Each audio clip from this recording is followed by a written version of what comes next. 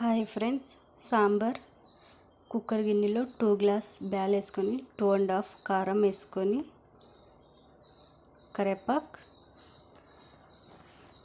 3 tomato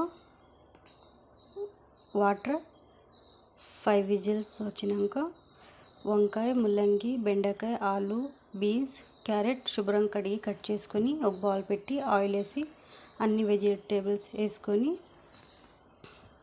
salt, పసుపు వేసుకొని బాగా ఫ్రై చేసుకొని ఒక బౌల్లో చింతపండు వేసుకొని వాటర్ వేసుకొని నానబెట్టుకొని కాయగూరలన్నీ బాగా మగ్గినాయి ఫ్రెండ్స్. ఇప్పుడు మూత తీసి పప్పు రాముకొని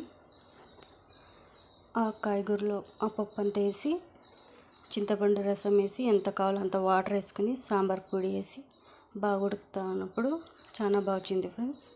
ఇప్పుడు రైస్తో తిని చూద్దాం. చాలా టేస్ట్గా ఉంది. మీరు ట్రై చేయండి. నా ఛానల్ సబ్స్క్రైబ్ చేయండి, లైక్ చేయండి, షేర్